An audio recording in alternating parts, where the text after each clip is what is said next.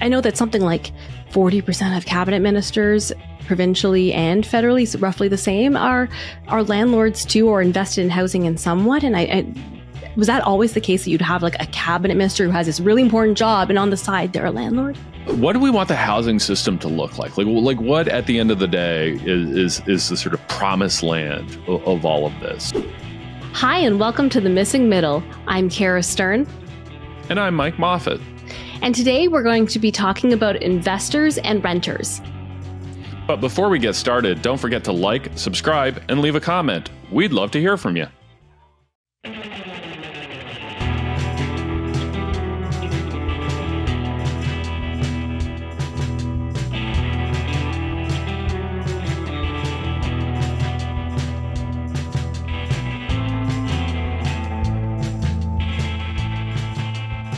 Mike, recently you tweeted that the first paradox of housing is that everyone wants rental options, but nobody wants landlords. Tell me more about that. It's a bit of I think, controversial observation, but it's absolutely true that, we hear a lot about, investors shouldn't own homes, corporations shouldn't own homes, REITs shouldn't own homes. But at the same time, we also, or at least most of us, want to have renters have lots of rental options. So you get into this weird dynamic where, most of us want renters to have, a wealth of rental options, but nobody actually wants landlords. And it makes for a strange conversation where, again, we have this bit of a disconnect. And I find so much of our discourse, particularly those of us who are more progressive minded, and I count myself among it, we tend to look at this issue through the lens of investors. I think we should be looking at this through the lens of renters and the options that they have. This is a point that Jennifer Bradshaw made recently on Twitter, and I think it's a really good one. And I think we actually have a more robust conversation if we center, the rental dynamic from the perspective of the renter. What does it mean to do that? Well, I think if we do that, you have to then kind of think through what options do they have, right? Because if you do it through investors, it's really easy for, again, those of us on the left, or even center, to say investors bad, right? Or to say rich Gen Xers who read Rich Dad, Poor Dad in the late 90s and are now buying up all this real estate, they're bad. We got to get rid of both of those. That's an easy conversation to have, right? A harder conversation to have is through the renter's point of view, where we go, okay, well, should people be able to allowed to rent homes? And what are the conditions that they should be able to do so? Who should be the landlord? What should the sort of regulatory apparatus be? And it's a different conversation, and I think a more pragmatic one, that it gets us out of this kind of mindset where we're just like this bad, this bad, this bad, and forces us to make some practical decisions. The thing is that it used to be that people would buy homes to live in was more common. I know that one of the reasons we have a housing crisis, there are many reasons. And obviously we always talk about how supply is probably the biggest reason. If you have enough supply, it doesn't matter who owns it. However, it didn't seem to be that people thought of it as a investment, and certainly not a get rich quick investment the way people do now. And so I've always heard that one of the big changes that has led to the housing crisis has been that financialization aspect. So that's why people, I think, well, if we can get people out of thinking of it as an investment and thinking of it as a way to get rich quick, then we would actually fix and get back to a time when there used to be enough homes for people and there used to be enough rentals that they were pretty affordable. My question to those folks, when was that time? It was around 2016 where you would see the year-to-year increase of what the available rentals are go up significantly. And it just got worse and worse after that. Yeah, but you answered an entirely different question there. The question you answered there is, when did prices go up? My question was more, when did people start thinking about housing, owning secondary properties as an investment? Was it with the interest rates going down to almost nothing? Well, I would suggest that this is a much older problem. Remember the '80s movie Glengarry Glen Ross? I definitely the don't. only thing that there is, you've seen it, or at least seen the memes of it. It's where Alec Baldwin comes into a real estate office and says, like, always be closing. If you haven't seen that speech, go to YouTube, watch it. Maybe not have kids around. The language isn't. Do you know that line? I did not even know that line was from a movie.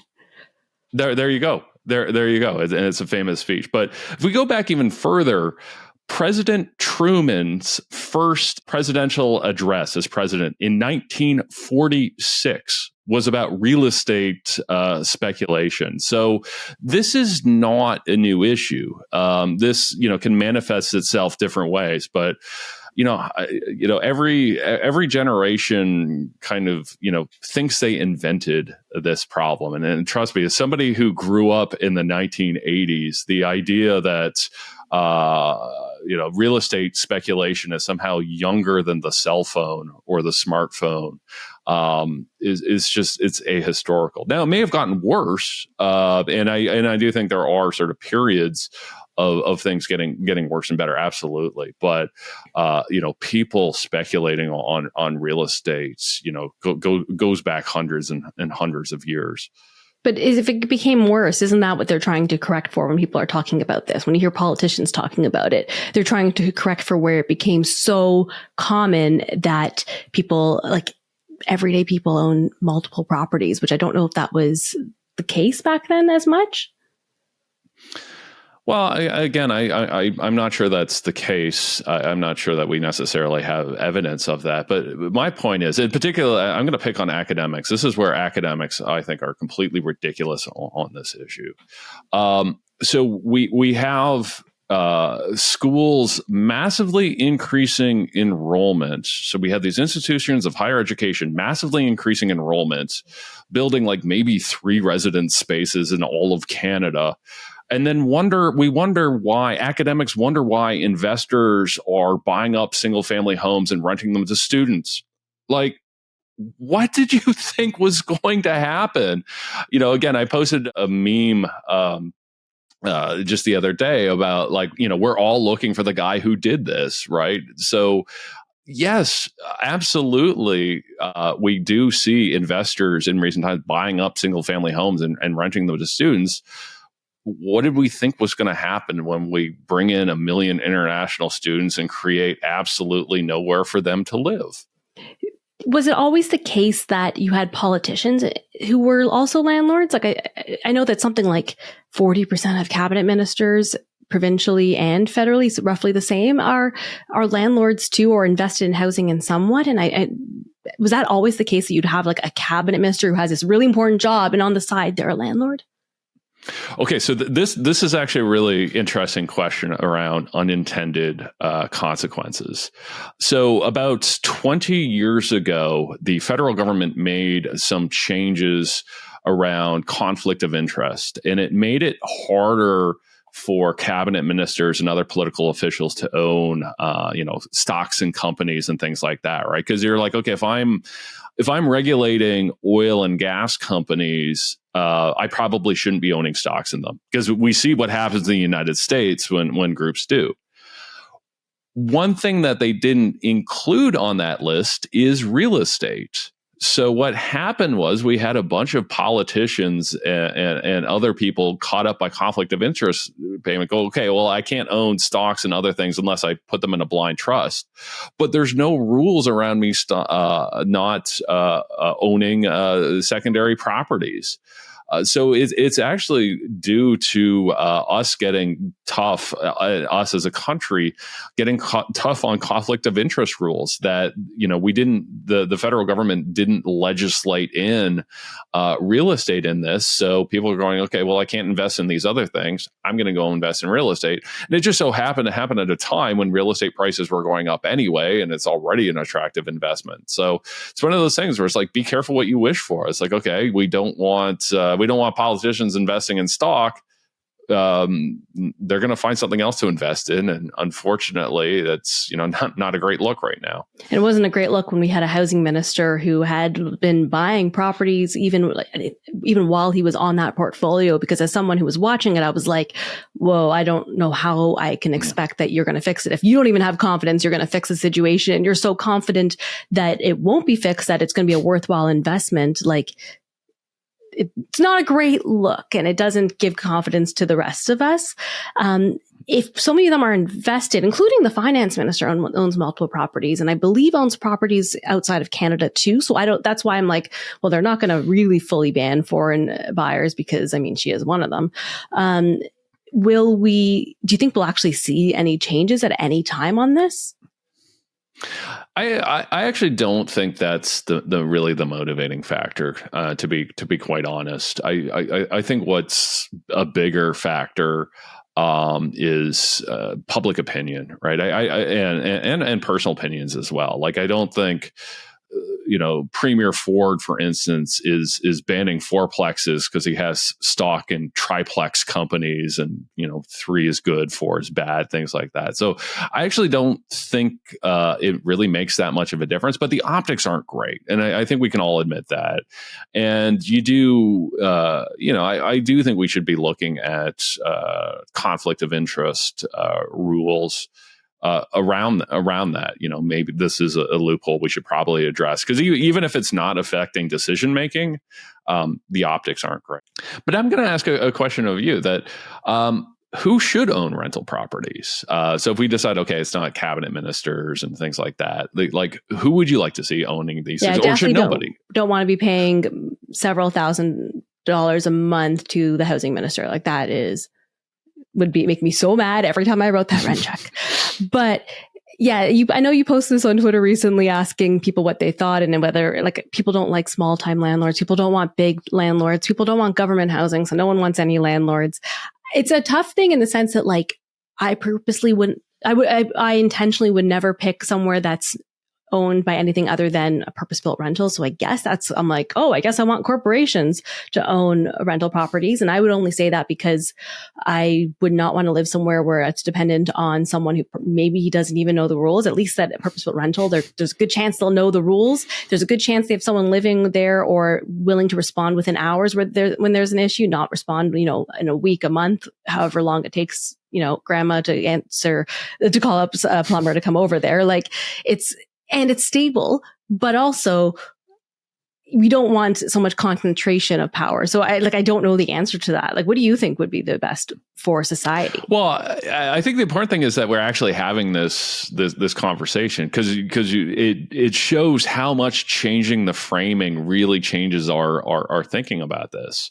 Right. So I think we all sort of understand conceptually that somebody needs to own a rental apartment building, right? Like a high rise, obviously somebody's going to own that.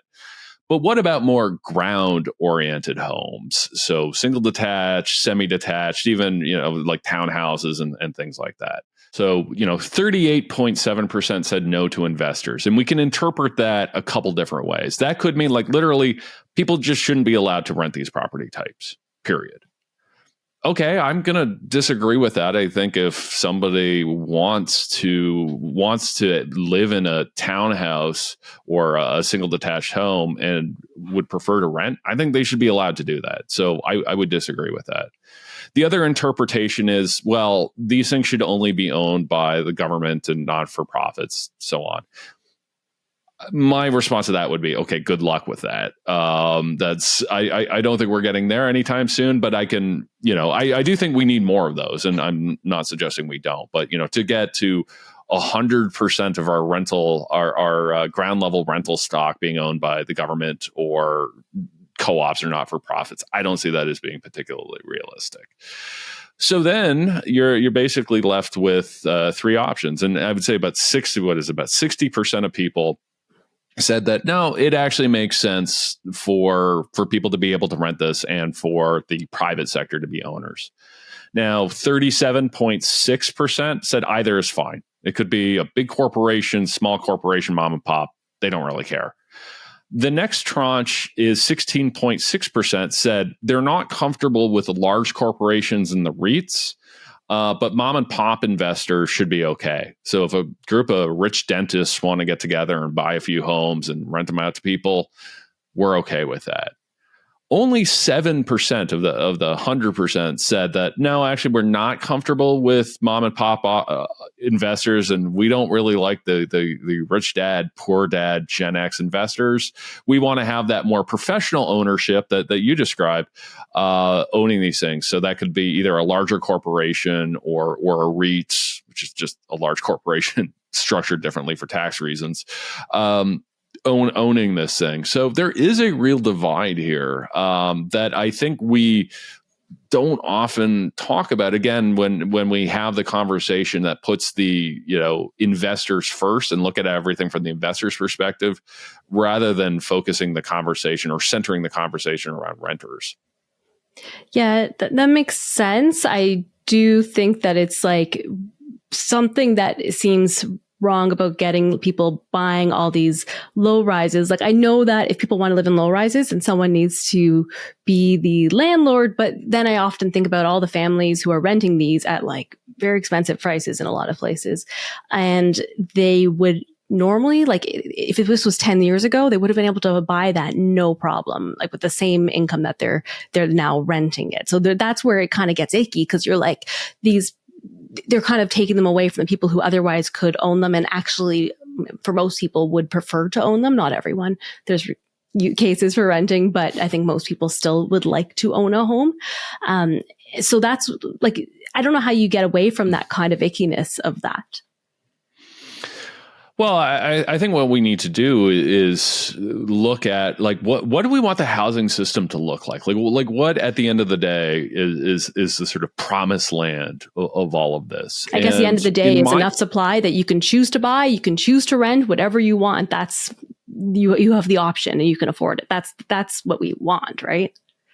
Well, I think so. I actually don't know if there's universal agreement on this, but it sounds like you and I are agree, which is nice, because we don't always agree as people who've seen our conversations on here or internally at SBI on our Slack channel know that Cara and I don't always agree with each other. But I think here we are, in my view, absolutely, that every person, or at least as many people in Canada as possible, should have both affordable ownership options. And I would define affordable as being shelter costs of 30% of their income or below, and affordable rental options, again, at a cost of 30% of their income and below, and ideally as in many cities as possible. So in my view, it's not about renting versus owning any more than it is about, living in Guelph versus living in Winnipeg. It should be that people should have those options. As many people as possible should have those options. The market can do a lot of that if we allow it, but it can't do all of it. And this is where there's a need for social housing, for co-ops, for not-for-profits, right? If you have somebody working part-time at minimum wage, they're never going to have the market's never going to create an affordable rental option for them. It's just not. The costs are too high. That's where it makes sense for government to come in with a combination of both, building the homes, running the homes, working for not-for-profits, but also things like rental subsidies, GST rebates and that kind of thing. But in my view, that's the promised land. It's, I'd love for us to be able to get out of a conversation that's renters versus owners or investors versus first-time home buyers, and instead be in a conversation about how do we create enough options for everyone. And where I think you and I are in violent agreement is right now, first-time home buyers are being absolutely blocked out of this market, and we need to do a whole lot more for them. Thanks, everyone, for watching and listening, and thanks so much to our producer, as always, Meredith Martin. And if you have any burning economic or housing questions, or would like to see me do another Twitter poll, please feel free to reach out to us at missingmiddlepodcast@gmail.com. And we'll see you next time.